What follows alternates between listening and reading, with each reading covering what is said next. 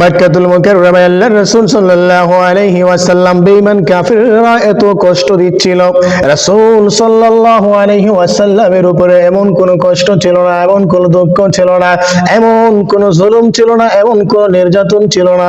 কাফিররা যে নির্যাতন, যে কষ্ট আল্লাহর রাসূলকে দেয় নাই, আল্লাহর নবী সাল্লাল্লাহু আলাইহি ওয়াসাল্লামকে মক্কার কাফিররা এত বেশি কষ্ট দিল, এত বেশি কষ্ট দিল, এত জ্বালাতন করলো, নির্যাতন করলো। রাসূল সাল্লাল্লাহু আলাইহি ওয়াসাল্লাম ব্যতীত হৃদয় নিয়ে মক্কা থেকে তায়েফে গেলেন, ওইখানকার মানুষকে দ্বীনের দাওয়াত দেবেন। আমার মক্কাবাসীরা আমার দাওয়াত, মক্কাবাসীরা আমার দ্বীন গ্রহণ করে না, আমার দাওয়াতকে তারা গ্রহণ করে না, আমাকে বরং কষ্ট দেয়, আমার জন্মভূমির মানুষ আমাকে কষ্ট দেয়। বিশ্ব নবী মনে মনে ভাবলেন, হয়তো তায়েফে গেলে ওইখানকার মানুষ আমাকে ভালোবাসবে, তারা হয়তো আমার দ্বীনের দাওয়াতটা গ্রহণ করবে, আমাকে বুঝবে। এজন্য নবী সাল্লাল্লাহু আলাইহি ওয়াসাল্লাম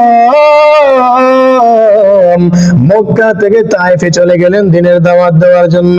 তায়েফ গেলেন, দ্বীনের দাওয়াত দিবেন, মানুষকে বোঝাবেন, ধর্মের দাওয়াত দিবেন, একত্ববাদের দাওয়াত দিবেন। আল্লাহ এক, আল্লাহ অদ্বিতীয়, আল্লাহ ছাড়া আর কারো গোলামি করা যাবে না, আল্লাহ ছাড়া পৃথিবীতে আর কেউ উপাস্য নয়, আল্লাহ তাআলা ব্যতীত আর ইবাদতের উপযুক্ত কেউ নাই।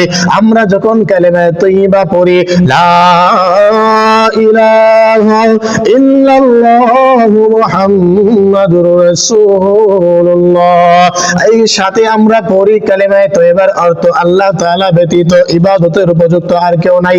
এটা নুরানি পদ্ধতিতে আমরা পড়েছি ছোটবেলায়। নবী করিম সাল্লাল্লাহু আলাইহি ওয়াসাল্লাম মক্কা থেকে তায়েফে চলে গেলেন, মানুষকে দ্বীনের দাওয়াত দেবেন, একত্ববাদের তাওহীদের দাওয়াত দেবেন।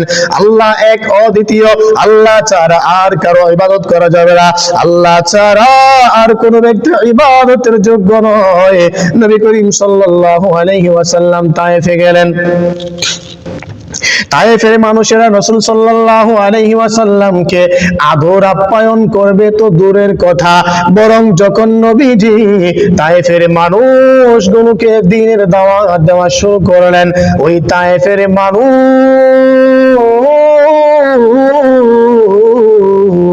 ওই তায়েফের মানুষেরা আমার রাসূলকে পাগল বলে গালিগালাজ করে আমার রাসূলকে কষ্ট দেওয়া শুরু করে দিল। এত কষ্ট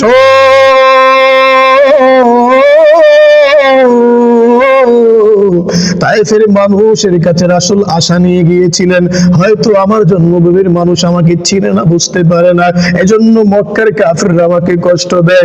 যদি আমি তায়েফে যাই তাহলে হয়তো তায়েফের মানুষেরা আমার দাওয়াত গ্রহণ করবে, হয়তো তারা আমাকে চিনতে পারবে, আমাকে বুঝতে পারবে, আমাকে কষ্ট দেবে না। যখন রাসূল সাল্লাল্লাহু আলাইহি ওয়াসাল্লাম তায়েফে গেলেন, তায়েফের মানুষকে দ্বীনের দাওয়াত দিলেন, ওই সমস্ত মানুষেরা রাসূলের দাওয়াত তো গ্রহণ করবে দূরের কথা, বরং রাসূলকে গালিগালাজ করতে শুরু করলো, পাগল বলতে শুরু করলো। শুধু এখানেই শেষ না, বরং এক শ্রেণীর দুষ্ট প্রকৃতির মানুষকে রাসূলের পিছনে লাগিয়ে দিল। রাসূল যেখানে যায় সেখানে গিয়ে তারা রাসূলকে কষ্ট দেয়, পাথর দিয়ে আঘাত করে, পাথর দিয়ে ঢিল মারে। রাসূল সাল্লাল্লাহু আলাইহি ওয়াসাল্লামের মাথা মুবারক ফেটে যায়, এভাবে চেহারাগুলো ফেটে যায়, শরীরগুলো রক্তাক্ত হয়ে যায়, পাথরের আঘাতে আঘাতে রক্তগুলো টপ টপ করে পড়তে শুরু করে। যে রাসূলের শরীরের মধ্যে আল্লাহ তাআলা মশা মাছিকে বসাও হারাম করে দিয়েছিলেন, যে রাসূলের শরীরের মধ্যে মশা মাছি বসাটা হারাম ছিল, সেই নবীজির দেহ থেকে তায়েফের মানুষেরা পাথর দিয়ে আঘাত করে রক্ত জড়াচ্ছে। রাসূল তার রুমাল মোবারক দিয়ে রক্তগুলো মুছতেছেন আর বলতেছেন, আল্লাহ, এই তায়েফ জাতি আমাকে হয়তো বুঝতে পারে নাই, আয় আল্লাহ, তারা হয়তো আমাকে চিনতে পারে নাই, হ্যাঁ রব্বুল আলামিন, আমার এই তায়েফবাসীকে তুমি ক্ষমা করে দাও। আল্লাহ তাআলা জিবরাইলকে পাঠালেন, জিবরাইল তুমি যাও, আমার হাবিবের কাছে যাও, আমার হাবিবকে গিয়ে বলো, ইয়া রাসূলুল্লাহ, ইয়া হাবিবাল্লাহ, আমাকে আল্লাহ পাঠিয়েছেন, যদি আপনি চান যান, তাহলে আল্লাহ এই তায়েফবাসীকে পৃথিবী থেকে ধ্বংস করে দেবেন, পৃথিবীতে তায়েফের নাম নিশানাও থাকবে না।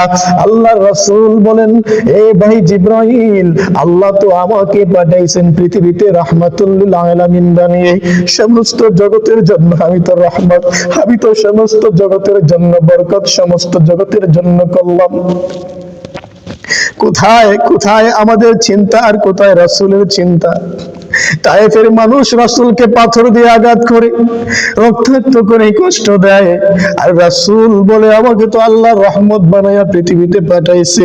না না, আমি তায়েফবাসীর জন্য বদদুয়া করতে পারি না, বরং আল্লাহকে বলো আল্লাহ যেন তায়েফবাসীকে ক্ষমা করে দেয়। ওরা হয়তো আমি রাসূলকে চিনতে পারে নাই, এক সময় তারা চিনবে, তাদের পরবর্তী বংশধর আমাকে মানবে, আমাকে চিনবে, আমাকে জানবে, আল্লাহকে চিনবে, আল্লাহকে জানবে, আল্লাহর ইবাদত করবে। না না, তাদেরকে ধ্বংসের জন্য আমি দোয়া করতে পারি না। তায়েফের মানুষ এত কষ্ট দিল, এত কষ্ট দিল। তায়েফ থেকে রাসূল সাল্লাল্লাহু আলাইহি ওয়াসাল্লাম যখন মক্কায় চলে গেলেন, সাহাবায়ে কেরাম বলেন রাসূলের রক্তে তার জুতা মুবারক লাল হয়ে গিয়েছিল, এত কষ্ট দিয়েছিল তায়েফের মানুষেরা, তবুও আমার রাসূল তায়েফের জন্য বিন্দু পরিমাণ বদদুয়া করে নাই। কারণ হলো আল্লাহ রাব্বুল আলামিন আর আমাদের রাসূল হলেন রাহমাতুল লিল আলামিন। সাবধান এই আমার ভাইরা, এই রাসূলকে কখনো কষ্ট দিবা না, এই রাসূলকে কখনো আঘাত দিবা না। রাসূল সাল্লাল্লাহু আলাইহি ওয়াসাল্লাম সারাটা জীবন শুধু উম্মতের ফিকির নিয়ে, উম্মতের চিন্তা নিয়ে দুনিয়ায় কাজ করেছেন। উম্মতের চিন্তা আর ফিকির নিয়ে সারাটা জীবন আমার রাসূল কাটিয়েছেন। এমনকি মৃত্যুর সময় পর্যন্ত আমাদের রাসূল আমাদেরকে ভুলে নাই, আল্লাহকে বলেছে আল্লাহ আমি যে দুনিয়া থেকে চলে যাব আমার গুনাহগার উম্মতের কি হবে, আমি দুনিয়া থেকে চলে যাওয়ার পরে আমার গুনাহগার উম্মতের কি হবে, আমি এই জিনিসটা যতক্ষণ পর্যন্ত আপনার কাছ থেকে জানতে না পারবো ততক্ষণ আমি পৃথিবী থেকে আসবো না। আল্লাহ তাআলা জিবরাইলকে পাঠালেন, জিবরাইল যাও আমার হাবিবকে গিয়ে বলো আমি আল্লাহ তাআলা যখন আমার হাবিব দুনিয়া থেকে চলে আসবে আমি স্বয়ং আল্লাহ তার গুনাহগার উম্মতের হেফাজতের জিম্মাদারি আর দায়িত্ব নিয়ে নিলাম।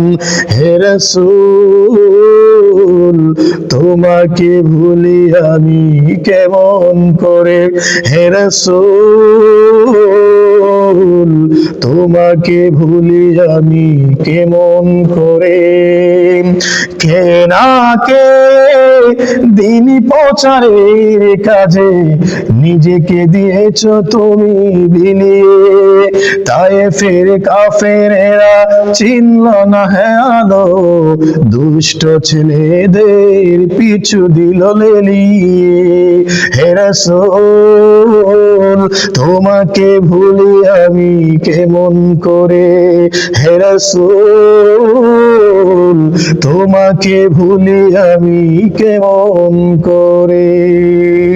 রাসূলকে কখনো কষ্ট দিবা না, রাসূলের সুন্নতে কখনো উপহাস করবে না, রাসূলের সুন্নতের খেলাফ কখনো চলবে না, রাসূলের সুন্নত কখনো ছেড়ে দিবা না। যে রাসূল আমাদেরকে এত ভালোবেসেছেন সেই রাসূলকে কষ্ট দিতে পারি না, সেই রাসূলের হৃদয়ে কখনো আঘাত দিতে পারে না, সেই রাসূলের সুন্নত নিয়ে কখনো উপহাস করতে পারে না। আল্লাহ তাআলার কাছে দোয়া করি আল্লাহ